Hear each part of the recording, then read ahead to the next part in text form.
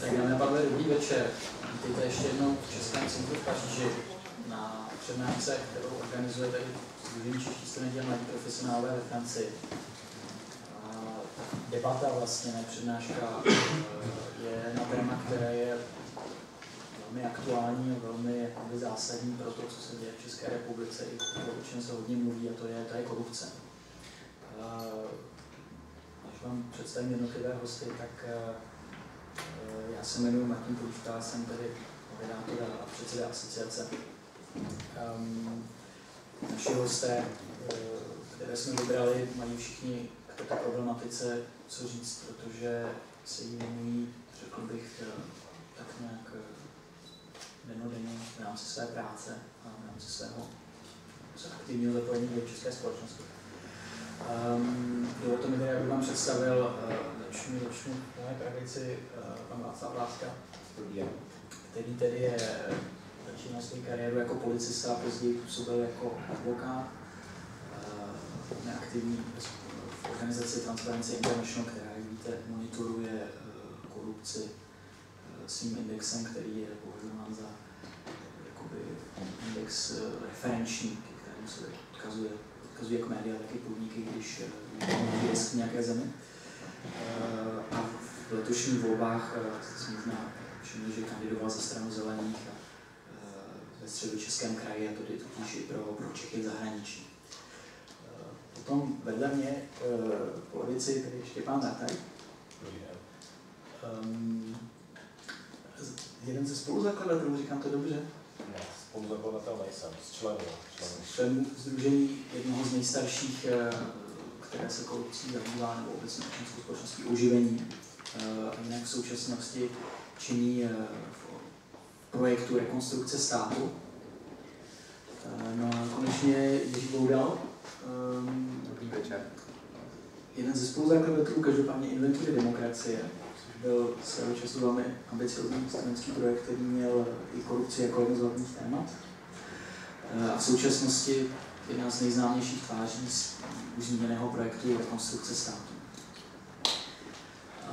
Co se korupce týče, tak já když jsem se připravoval na tu debatu, tak jsem začal úplně jednoduše tím, že jsem hledal v Google, co se váže ke slovu korupce.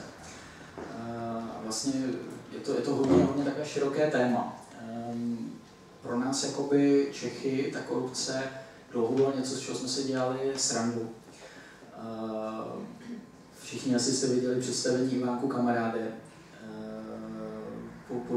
Podobně jakoby zprofanovaný je i nádech třeba označení Mazánek, které se váží ke korupčním aférám v Praze. Poslední dobou ale jakoby se zdá, že ta korupce narůstá do obřích rozměrů a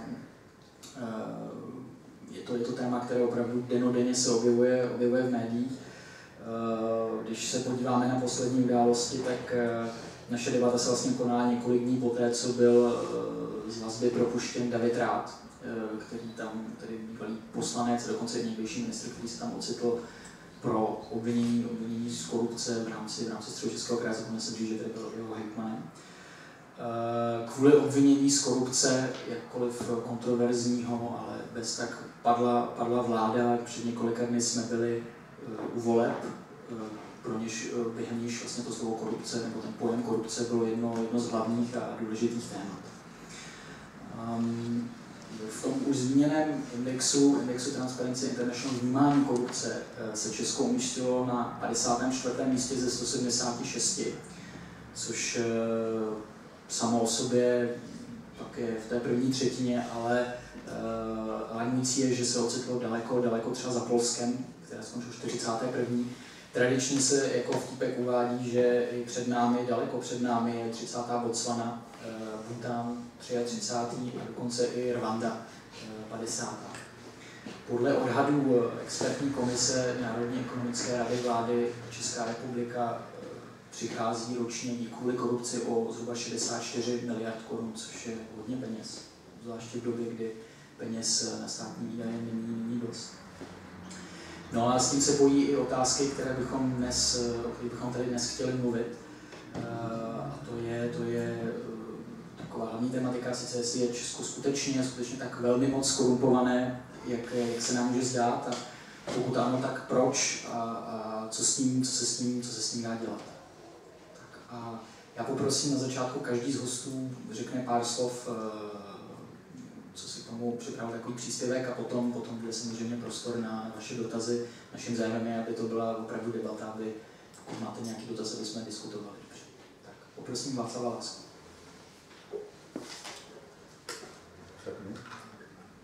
Funguju? Už funguju? Tak dobrý den. Já, jak mám mluvit o tématu korupce, tak vždycky mám problém, že se rozkecáme, těžký mě zastavit a nikdo z dalších hostů už se nedostane ke slovu. Já se pokusím tentokrát, a já vím, že kolegové se na to těší, takže jsem se rozhodl, že tentokrát pojmu tak, že budu ty své jednotlivé myšlenky jenom nastřelovat, nepůjdu nějak extra do hloubky, a pokud vás co z toho, co vám řeknu, bude zajímat, tak pak bychom to dali v rámci diskuze, aby se k tomu mohli vyjadřovat všichni. Takže možná, že některé mé výkřiky budou takové neodůvodněné výkřiky do tmy, ale činím to proto, abych ten svůj příspěvek dostal nějaké rozumné časové dispozice, aby jsme se ještě o tom mohli bavit v rámci diskuze. Hned první, jak si odpovědět na otázku, jestli je Česká republika v rámci výskytu korupce něčím výjimečná, odpovídám ano, je výjimečná rozsahem korupce. Není výjimečná tím, že by tu korupce byla a v jiných zemích není. Nevím, jaké máte zkušenosti tady ve Francii, ale korupce je prostě součást lidského života a je obsažena i ve vyspělých demokraciích. Takže je samozřejmě v České republice. V České republice je výjimečná tím svým rozsahem, který je vysoce nadstandardní, zasahuje jaksi do všech částí společnosti a třeba i úplatky, které se dávají, jsou vysoce nadstandardní, zatímco v rozumných zemích jsou úplatky v rozmezí 2 až 4% zakázky, v České republice, respektive v Praze je to 10 až 12, takže i developeři, kteří podnikají v rámci celé Evropy, říkají, že v Česku je to drahé úplatky dávat. A moje odpověď na otázku, proč tomu tak je to proto, že v České republice je naprosto neprůhledné financování politických stran. Řada politických stran žije z šedé ekonomiky nebo respektive z černé ekonomiky přímo z těch úplatků a díky tomu, když je úředník nebo politik špatný a bere, tak on musí brát do levé kapsy pro sebe, ale zároveň musí brát i do té pravé kapsy pro tu stranickou pokladnu. Kdyby kdokoliv namítal, že jsou to věci vycucané z prstu, které tu hlásíme už 10 let a nemáme žádné důkazy, tak ty důkazy jsou, kde se podíváte, stačí se podívat na předvolební kampaň, podívat se na to, jak která strana si jenom po Praze vylepila billboardy, zeptat se mediálního odborníka nebo odborníka na reklamu, kolik to mohlo stát, a podívat se, kolik vykázala ta strana. Bývá to většinou tak 20% reálné ceny. Já jsem si myslel, že v roce 2010 to byl vrchol, nebyl. Když se podíváte na letošní volby a na reklamní kampaň, billboardovou kampaň, kterou měli Zemanovci a kterou měla Hlava vzhůru, a podíváte se, kolik oficiálně tvrdí, že to stálo, tak to jsou opravdu naprosto směšné částky. Takže to jsou věci, které jsou financovány právě z korupce, a díky tomu, že financování českých politických stran je naprosto neprůhledné, tak to je takový ten motor toho korupčního jednání, kde opravdu se živí nejenom ti nenasytní jedinci, ale i nenasytné strany. V rámci toho, aby byly strany konkurenceschopné, tak některé jsou tlačeny k takovým praktikám, byť by třeba sami k tomu ani přikročit nechtěli. Lze samozřejmě demonstrovat tu přebujelou nebo tu vysokou míru korupce i na jednotlivých případech, kdy pokud máme možnost se seznamovat třeba i v Transparenci nebo já v rámci své advokátní praxe s podobnými případy v zahraničí, tak tam je běžné předražení o 20, o 30%, o 15%. V České republice není výjimkou, že se předražují zakázky o 100, o 200, o 300%. A zase to není vycucané z prstu. Můžete se podívat do Ústí nad Labem, kde jsou rekonstruované parky za peníze Evropské unie a jsou tam lavičky, které když si objednáte vy, jako soukromá osoba na zahradu, tak vám je ten dodejce dá za 10 000. V rámci tady projektu je dodával státu za 80 000. 8krát dráž. Jsou to zakázky, s kterými já jsem se seznámil v dopravním podniku, řeknu vám jenom jednu ilustrační, pokusím se ji maximálně zjednodušit. Dopravní podnik prodával jízdenky ve vestibulech metra a byla to pro něj služba, kterou dával ven, kterou si neprovozoval vlastními silami. Měl smlouvu s jinou firmou, která mu kompletně zařizovala prodej jízdenek ve vestibulech metra. Měla na to lidi a v rámci těch prostor ve vestibulu metra zajišťovala tu službu. Ta služba kontinuálně fungovala od nějakého roku 1992 a stála rok co rok kolem 30 milionů korun ročně. Za 10 let, co to fungovalo do roku 1992 a dál, se ta cena zvedla na nějakých 33 milionů. V roce 2007 přišlo nové vedení dopravního podniku, tu stávající smlouvu zrušilo, dalo ji za podivných okolností, dalo jinému subjektu, sobě spřízněnému, a ten nový subjekt tu službu převzal úplně do puntíku, včetně zaměstnanců, včetně rozsahu, včetně všeho. Akorát, že už nestála 33 milionů, ale stála 133 milionů. Takže zase extrémní procent. A takových případů bych vám tady bohužel mohl říkat mnoho. Takže Česko není výjimečné tím, že by v něm byla korupce, je výjimečné tím, jak velká míra korupce v České republice je. Já těch případů mám hodně, protože mě vždycky zajímal takový ten boj v první linii, to znamená přímo to odhalování jednotlivých kauz. Nikdy jsem nebyl příliš kovaný v tom, třeba připravovat tu legislativu, co třeba budou kolegové mít daleko větší zkušenosti. Mě zajímal ten boj v první linii a rozpracování konkrétních kauz. Byť si myslím, že ten dopravní podnik byl pro mě takovou nejvýznačnější kauzou, které jsem byl nejvíc vidět, nebyl zdaleka jediný. Já jsem třeba dělal prvotní analýzu v kauze Promopro, která skončila trestním stíháním. Tam zase krásný příklad předražení. Já jsem si tam analyzoval jedno zasedání ministrů spravedlnosti a vnitra, které bylo prováděno Českou republikou v rámci předsednictví Evropské unie, tak zajišťovalo tohleto setkání v Praze. Běžně takovéhle setkání, ozvučení takového setkání stojí 500 000 až 2 miliony korun. Někdo to umí levnější, jako Dánové, někdo to umí dráž, ale vesměs se tyto podobné akce nedostanou na 2 miliony korun. Například setkání v Bratislavě Baracka Obamy s Putinem stálo ozvučení asi 800 000 korun. V České republice ozvučení této akce stálo 92 milionů korun. Jo? A když si potom rozeberete, samozřejmě, když chcete vědět, nebo já jsem chtěl vědět, kam se ty peníze ztrácí, jak může ozvučení stát 92 milionů korun. Takže jsem si rozebral ty jednotlivé položky a tam potom najdete, že třeba několik milionů se utratilo za držení pohotovosti. Když třeba člověk, který držel pohotovost na silnoproud, stál 500 000 za ty 2 dny. A to ji držel na místě, ale další ji držel na internetu, ten stál taky 500 000. A další držel na telefonu, ten stál taky 500 000. Ale oni měli jenom silnoproud, takže pak tam byl specialista na slaboproud, který na místě držel za 500 000, na telefonu za 500 000 a na internetu za 500 000. No a pak tam byl ještě specialista na datové služby. A takhle to narůstalo.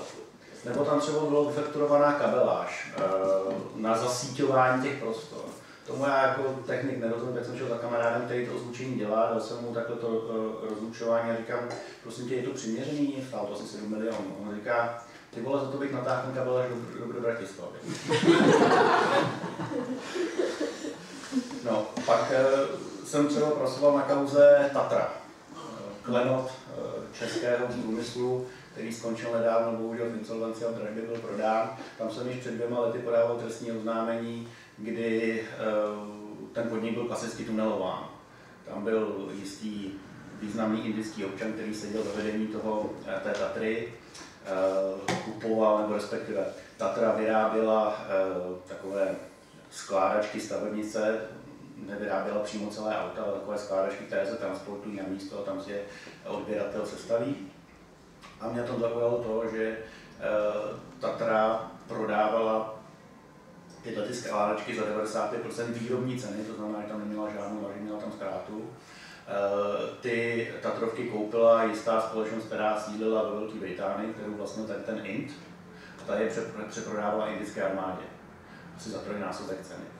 Takže tam, co Tatra neměla vůbec nic, tak Int bohatnul. Na téhle kauze je pikantní to, zatímco česká policie, to byla kauza, kde jsem byl naprosto neúspěšný, kde mi to česká policie s velkým výsměchem hodila na hlavu, tak se ale ten článek o tom, že se něco takového děje, dostal do Indie a tam se začali zabírat generálové. Jsem dokonce po Skypeu poskytoval rozhovor indické státní televizi. Takže to byla kauza, kde jsem v rámci České republiky nebyl úspěšný, ale v Indii jsem způsobil popravu.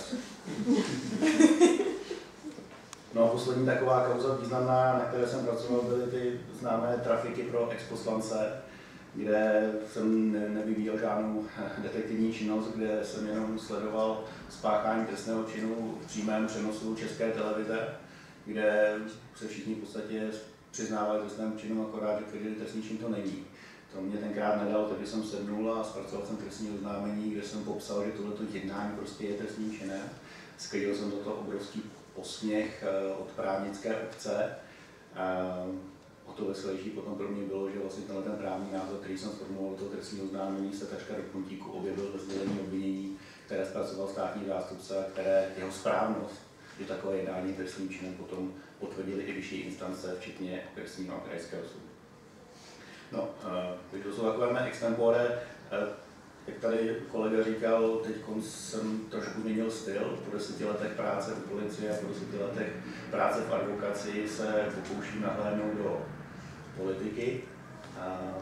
Úplně přesně vám nevím vysvětlit, proč to dělám, ale já si vždycky myslím nějakou uvadinu a pak proč jsem to udělal.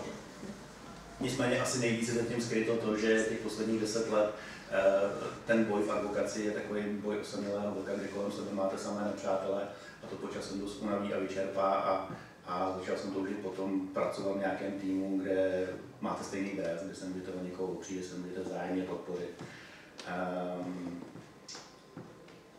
Hodně lidí se mě ptalo, proč jsem si vybral zrovna zelený, tak jednak já jsem vždycky byl na straně slabších, co kterým zelený docela sedne.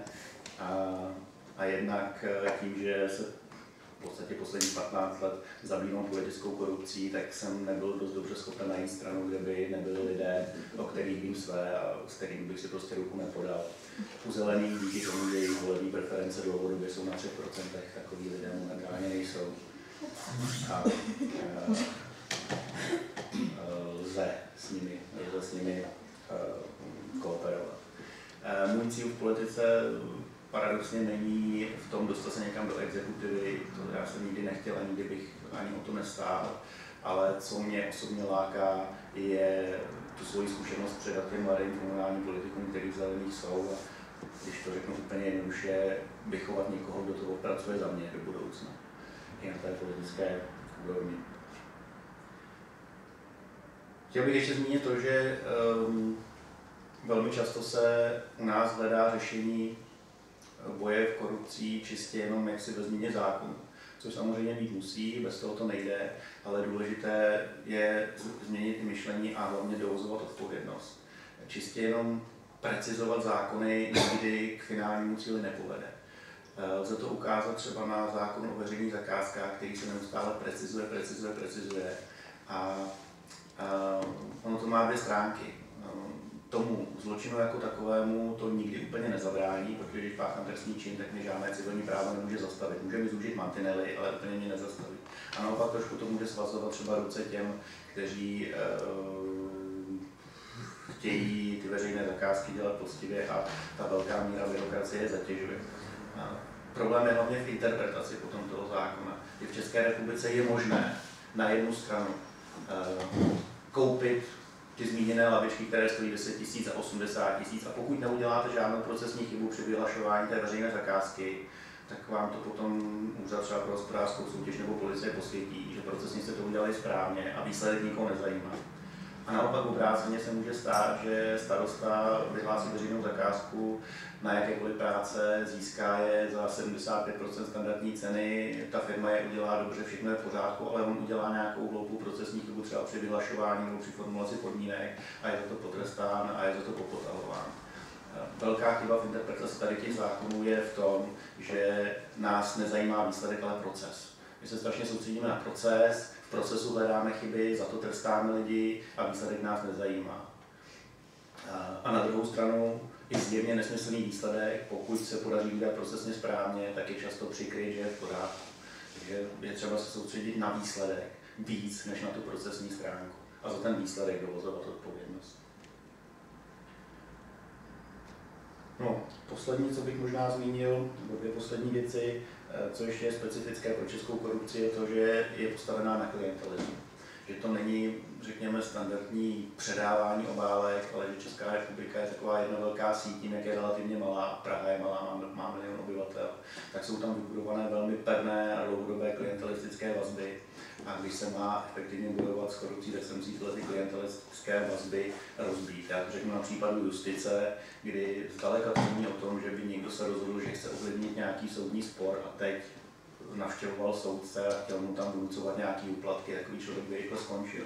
Funguje to tak, že každý z těch negativních špatných soudců, a tady já předestřu, že si myslím, že česká justice je poměrně dosti čistá soudci, že to procento zkorumpovaných soudců je tam opravdu hodně malé oproti třeba státnímu zastupitelství nebo policii.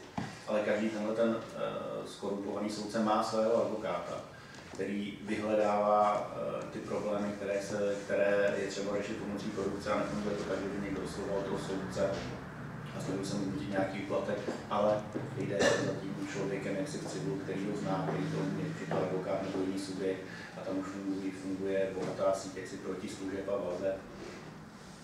A tenhle ten klientelistický systém je velmi, velmi silný. Když bych mohl být ještě konkrétnější, tak co je třeba paradoxní, že naprosto nejhorší ten klientelistický systém v justici je v Brně. Že sídlem toho zlého není zdaleka Praha, ale je to Brno. Je to dáno jednak tím, že Brno je ještě menší než Praha, 300 000 obyvatel. Je to bohužel dáno tím, že tam sídlí hromadně v rámci depragismu, jsme tam umístili nejvyšší soudní instance. A ono se nám to trošku odrazilo v tom, že ta korupce justičního systému v Brně je daleko horší, protože tam jsou shromážděny ty poslední instance, ty nejvyšší instance soudnictví. A to, co se děje v Brně, není vůbec hezké. No a poslední, co zmíním, co mě neustále irituje, je to, že Česká republika se dostala do situace, kdy vlastně samotní korupčníci si hrajou na bojovníky s korupcí a těží z toho politický kapitál. Že nejenom, že v rámci své politické kariéry tu korupci aktivně podporují, žijí s ní, budují z ní své strany, ale před volbama si ještě nasadí vlastně tu nálepku toho protikorupčního aktivisty. A pro mě v předvolebním období projíždět Prahou a sledovat některé tváře na billboardech a čítat tam ty protikorupční hesla je psychicky velmi, velmi náročné. Vždycky to období u mě prudce stoupá konzumace alkoholu. Takže to asi pro mě všechno. Tak děkujeme za první příspěvek. Teď něco málo k tomu, jaké vlastně legislativní procedury se snaží dnešní aktivisté prosadit proti korupci. Poprosil Jiřího. Tak, mě slyšet. Já jsem dostal za úkol teda představit krátce na začátku rekonstrukci státu. Připravil jsem si k tomu pár ilustračních fotek. A vlastně navážu na Václava. Jestli tady ještě francouzština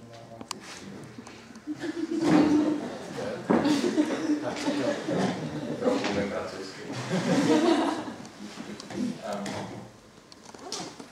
Já navážu na to, co tady zaznělo. Jednak, že těch vtipných příkladů neuvěřitelně předražených zakázek je tolik, že vlastně každá z těch našich organizací, co tady sedíme, tak na ně v posledních letech narážela opravdu každou chvíli. A za druhé na to, že z nich bylo jasné, že to není případ vlastně individuální korupce, která existuje všude, ale že to je něco trošku jiného. Padlo tady to slovo klientelismus. My v rámci těch debat v rekonstrukci státu jsme začali hodně používat slovo systémová korupce, nebo taky state capture, což se překládá občas jako únos státu. Je to pojem, který vzniká, nebo který se dostává v posledních letech do literatury a v podstatě my jsme se ho snažili převyprávět nějak jednoduše a to, co vidíte před sebou, je asi úplně nejjednodušší možná varianta toho, co to znamená. Samozřejmě je to velmi zjednodušené a spousta věcí tam zakresleno není. Ale to, co je v tom vidět, jsou tam 3 takové ikonky. Ta první nahoře zobrazuje to, čemu se v Česku začalo říkat motři, mimo jiné, ale zkrátka jsou to často lidi, kteří vlastní nějaké firmy, stojí v pozadí, nejsou v politice, ale jejich cílem je vlastně vydělat vydělat si z veřejných prostředků. To, co je dole, vpravo dole, to je ikonka politika, a to, co je vlevo dole, to je ikonka, kterou používáme pro úředníky, taky zástupce státních firm, zkrátka lidi, kteří vlastně spravují veřejné prostředky a rozhodují o tom, kam jdou. A tenhle ten kruh je vlastně uzavřený. Po směru hodinových ručiček proudí peníze do politických stran v rámci černého financování. Následně vlastně politické strany získávají moc nad těmi veřejnými prostředky a zpátky teda se z těch veřejných prostředků dostávají peníze zpátky těm kmotrům. Jsou tam samozřejmě nějaké poměry, dostávají všichni část, ale my to malujeme takhle proto, aby bylo vidět, že to, co tam střihá Oldřich Kužílek, autor zákona o svobodném přístupu k informacím, to jsou vlastně jednotlivé části toho kruhu, které ve většině evropských zemí existuje někde nějaká legislativa, která tomu brání. Mezi tím kmotrem a politikem si můžeme představit třeba legislativu k transparentnímu financování politických stran, to znamená povinnost používat transparentní účty, zveřejňovat výroční zprávy s nějakými nároky, střídání auditorů, například spoustu takových jednotlivých opatření. Jsou tam fungující majetková přiznání a tak dále. Potom vlastně mezi politikem a úředníkem nebo vedoucím státní firmy v České republice vlastně neexistuje nic, co by ten vztah upravoval. Takže politik si může, když přijde na ministerstvo, může si jmenovat koho chce. Ideální případ je Ministerstvo kultury, které v rámci, teď myslím, že před 2 roky, nevím už, který to byl minister, tak během asi 2 měsíců vyměnil 40% úředníků na tom úřadě. Přišli tam kamarádi, studenti a tak dále. To není v žádné vlastně evropské zemi možné, protože podmínkou pro vstup do Evropské unie pro členství je přijetí zákona o státní službě nebo nějaké úpravy, která by upravovala ten vztah mezi politikem a úředníkem a zabraňovala tady tomu, tak aby prostě úředník nebyl snadno odvolatelný, nemohl si ho politik dosadit úplně jenom bez výběrového řízení a tak dále. A stejně tak ve většině zemí, a asi tušíte nebo víte, že ten zákon my sice máme platný, měli jsme ho před vstupem do Evropské unie, ale už 10 let ho úspěšně odkládáme. Ještě asi si to nikdo neuměl představit, když to Evropské unii nastavili, že Češi jsou tak geniální, že jsou schopni 10 let odkládat účinnost toho zákona, takže prakticky ho vlastně nemají. Totéž se týká, tohle vlastně jsou peníze ve státním rozpočtu, což je něco přes 1 bilion korun ročně, ale vlastně kromě toho ještě jsou rozpočty obcí a taky rozpočty státních firm. My jsme nedávno dělali s kolegy analýzu, vyšlo nám, že roční obrat firm vlastněných státem a obcemi něco kolem 600 miliard korun, což jsou vlastně 2/3 toho rozpočtu. A tam zase, to jsou většinou akciové společnosti a asi znáte ten problém trafik, teď jsme viděli na základě té jedné kauzy, řeší se to vlastně, jestli to je nebo není trestný čin, ale v řadě zemí už dopředu existují zase mechanismy, jakým způsobem koho nominovat, jakou má mít odbornost, jakou má mít praxi a jakým způsobem transparentně to má probíhat tak, aby se tam nemohl třeba dostat ten jako kdokoliv z té strany jako vyslanec. To je ta druhá část toho kruhu. Třetí část toho kruhu, to je vlastně způsob, jak když už se teda rozhodnu, že ty peníze pošlu tomu kamarádovi, tak jak to mohu dělat tak, abych je prostě vypral. Tam může existovat celá řada opatření, které se týkají transparentnosti těch veřejných prostředků, přístupu ke smlouvám, vlastně informací o tom, kdo vlastní ty dodavatelské firmy. To je sice problém celosvětově, díky offshoreovým firmám, prostě každá země má trochu problém, ale u nás vlastně i v téhle oblasti zase máme tu regulaci úplně nejmenší. No a my jsme teda jakoby na základě tohohle popisu problému, samozřejmě ještě se tady potom o tom můžeme bavit, já si taky nemyslím, že to je to jediné, co to může zachránit ty zákony, ale myslím si, že je to jedna z mála věcí, která se dá změnit. A tak jsme se do toho pustili. Vybrali jsme vlastně 9 zákonů na základě takovéhle úvahy, tak aby mířili do jednotlivých částí toho kruhu, aby to byly, nebo vybrali jsme to, protože jsme začínali v době, kdy jsme si mysleli, že budou řádné volby v květnu 2014, tak jsme vybrali vlastně opatření, která už v nějaké podobě byla třeba v legislativním procesu a chtěli jsme jim pomoct, aby se je podařilo schválit, protože o těchto opatřeních se mluví desítky nebo v podstatě od 90. let a některé třeba o některých se hlasovalo 20krát a nikdy neprošly, jako byla známá teda imunita, ale třeba i o rozšíření pravomocí NKÚ, to tam bylo asi 5krát. Takže jsme si říkali, jako uděláme projekt jako neziskové organizace, abychom pomohli tomu, že ty zákony projdou, když už to nejde samo. Nebo když to nejde samo, když to nedělají sami politici. Když mluvím neziskové organizace, myslím tím vlastně 20 asi největších protikorupčních organizací v České republice. Je tam jak oživení, tak Transparency International. Já jsem vlastně zástupce organizace Frank Bold, dříve ekologického právního servisu. My jsme si řekli, že k tomu, aby se nám je podařilo prosadit, tak potřebujeme, aby se na těch opatřeních shodly vlastně jednak ty organizace, které se tomu věnují, taky pokud možno experti, třeba z akademické sféry a praktici, třeba z biznesu a tak, aby se shodli na přesné podobě těch opatření a tím pádem vlastně posílili ten tlak na politiky a znemožnili jim to úplně lavírování, že na základě toho, že sice podporují název toho zákona, ale jeden hlasuje pro verzi A, druhý pro verzi B a nakonec neprojde nic, tak bychom vlastně vytvořili už tady tou shodou napříč občanskou společností ten tlak. Pak jsme si řekli, co je k tomu, aby ty zákony prošly potřeba dál.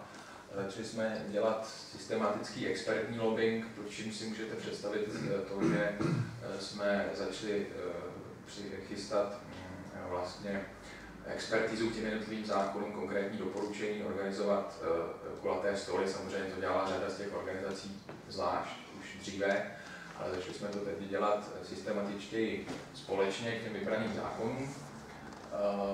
Díky tomu se nám vlastně podařilo, začali jsme s tím loni na jaře a podařilo se nám buď to jako námi zákony, které jsme pomohli načíst, mohli jsme nějak upravit, anebo teda byli v tom legislativním procesu, tak z těch 9 tam bylo 6, které teda spadly do koše díky předčasným volbám, jeden se podařilo schválit. Tou druhou nebo další takovou nohou toho celého projektu je něco, čemu říkáme občanský lobby. To jsme možná někteří před volbami viděli, my jsme okopírovali hlavně z anglosaské politiky věc, která se jmenuje pledge, vlastně teda závazek předvolební písemný prohlášení takové a snažili jsme se teda jak dříve politiky, ty někdejší poslance, tak teď před volbami kandidáty oslovit teda s takovým, nebo požádat o to, aby podepsali takový papír, kde se zavazují k tomu, že teda pokud budou zvoleni, tak budou hlasovat pro ty zákony přesně, nebo s konkrétními principy, které jsme tam vypsali, dohromady tam bylo asi 43 podopatření. Václav Láska se taky připojil a nakonec se připojilo 1517 kandidátů z těch asi 6 000 a vlastně do nové sněmovny se dostalo nakonec, teda ještě jsme to pak zvýšili, jsme zjistili, že jsme ztratili pár těch prohlášení, pak se našli, takže 165 poslanců. My jsme se snažili teda zabránit tomu, aby teda jenom před volbami byly na billboardech ty nápisy, ale aby tam zatím byl konkrétní nějaký závazek. No a k tomu se za chvilinku ještě vrátím. Tím posledním vlastně, tím pilířem té naší aktivity je systematická snaha prostě tlačit na politiky skrz média. To, co vidíte tady, je happening, který jsme dělali předvečer hlasování zákona o anonymních akcích. A dělali jsme ho proto, aby jsme náš názor na ten zákon mohli dostat do televize už den před hlasováním a ne až den potom, protože většinou to zatím fungovalo tak, že zákon neprošel a pak volali nám do těch organizací, co si o tom myslíme. My jsme řekli, že to je škoda a tím to skončilo. Tak jsme začali vymýšlet věci, kterými bychom mohli prostě zábavným způsobem držet tu agendu včas a tím vlastně taky vytvářet tlak na ty politiky při hlasování, zejména třeba říkat, které z těch návrhů, o kterých se hlasuje, jsou torpéda, který ten zákon potopí a která jsou nakonec naopak jako správná. Díky tomuhle jsme byli v těch událostech a zafungovalo to, ten zákon prošel. Byť teda se můžeme pak bavit o tom, že to bylo velmi takový malý krůček dopředu. No, co teď? Teď, jak jsem říkal, jsme v docela dobré situaci, že teda vyhlásili jsme, že jsme vyhráli volby, to už teď neříkáme, protože politici to měli za zlé, ale my jsme se od voleb sešli vlastně už se vedením na úrovni předsedů 4 politických stran, se sociální demokracií, s TOP 09, s ANO a s lidovci. A jednáme o tom, že 3 z těch zákonů, které vlastně byly napsány, je to zákon například o zveřejňování smluv na internetu povinném, je to zákon, který by změnil trochu legislativní proces a zabránil by těm přílepkům k zákonům. Nevím, jestli to znáte, kdy třeba k zákonu o surových diamantech se vecpe část zákona, která souvisí s něčím jiným, se zvyšováním emisních povolenek nebo něco takového a většinou se tam přihodí buď milion nebo miliarda, nebo taky byl takový přílepek nějaké firmě. Myslím, že rekordmanný přílepek v hodnotě 60 miliard. Měl asi 2 věty. Tak to je další zákon. Tak tyhle ty zákony teď my chodíme za poslanci, aby zase něco podepisovali, aby si podepsali to, že se k těm zákonům podepíšou jako spolunavrhovatelé a na první vlastně řádné schůzi sněmovny teda patrně by zástupci nejméně 4 stran, snad i 101 poslanců navrhlo tyhle 3 zákony. Měly by to být zákony vlastně skoro první, které v té sněmovně kromě rozpočtu budou. A teď samozřejmě tím to teprve začíná. Málo kdo proti těm zákonům si dovolí úplně přímo hlasovat. Ta taktika je nejčastěji, takže se to odkládá, dělají se různé analýzy a další analýzy a analýz. A nebo se potom připravují takové nenápadné pozměňováky, které v médiích zní nevinně a ve skutečnosti potom z toho zákona nic nezbyde. Tak my vymýšlíme strategii, jak tomu zabránit. To, co je tady namalováno, to tam je nikoliv kvůli tomu obsahu, ale kvůli té formě. Nejlepší nápady jsou vždycky ty ukradené, my jsme zatím skoro všechno ukradli. Plánujeme ukrást i tohle. Tohle visí v Americe na mnoha místech a ukazuje to, pořád to běží, nemám tady animaci, jak nabíhá každou vteřinou státní dluh.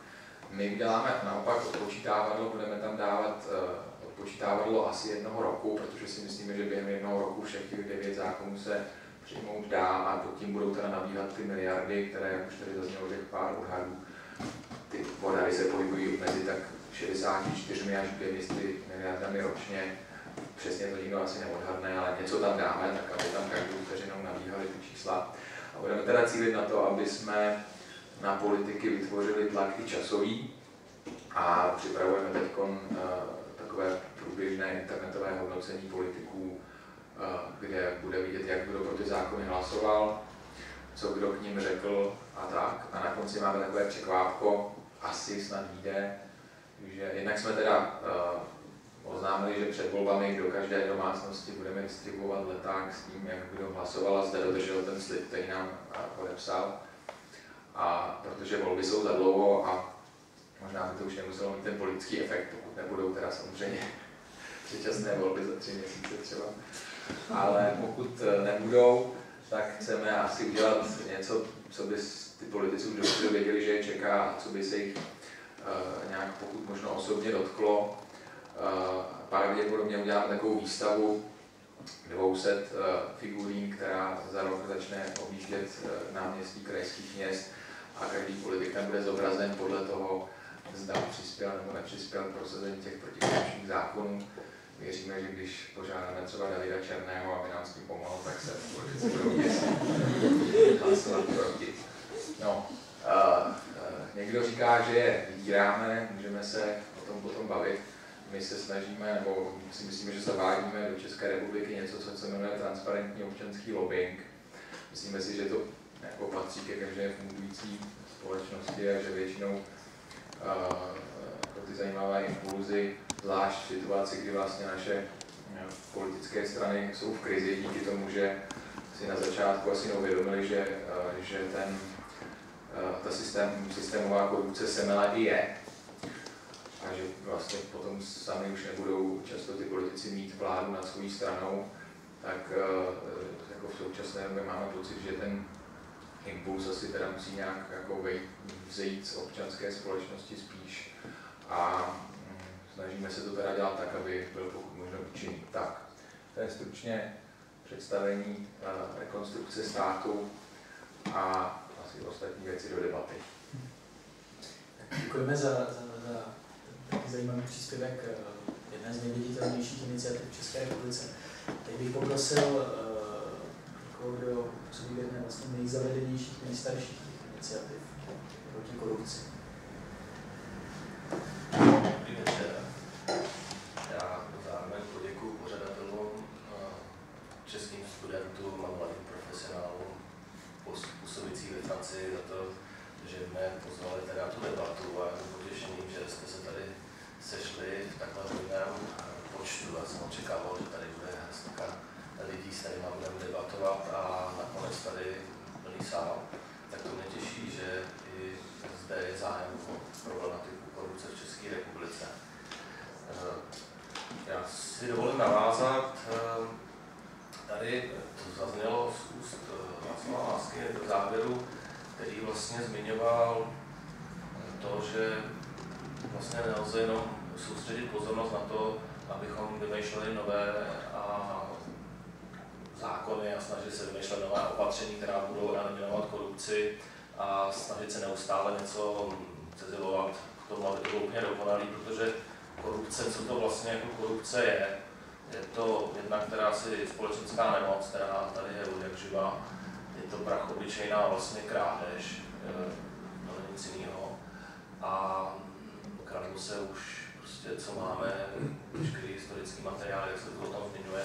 Na jedné konferenci jsem si vyslechl přednášku o tom, že korupce je druhé nejstarší řemeslo. Bylo to asi na hodinu a půl, zajímavé. A tím, jak prostě se vyvíjí ten náš politický systém a vlastně i demokracie, jak přebírá do rozhodování za společnost, tak se samozřejmě i vytvářejí nové a komplikovanější zákony, pravidla a tím samozřejmě musí být i ti na té druhé straně, kteří se snaží obcházet více a více sofistikovanější v tom, jak vlastně někoho okrádat. Takže asi vždycky v ruce s tím se bude dál posouvat i ta korupce a bude vždycky si hledat nové cestičky. A proto i moje myšlenky poslední dobou stále tíhnou více tím směrem, vlastně proč k tomu dochází, jestli bychom neměli soustředit pozornost na to, že vlastně si za to můžeme sami a že vlastně to je tak nějak na nás, je to naše nějaká mentalita a proč nemáme ty etické hodnoty správně nastavený a proč vlastně lidi se pokřivují, proč jsou tak slaví.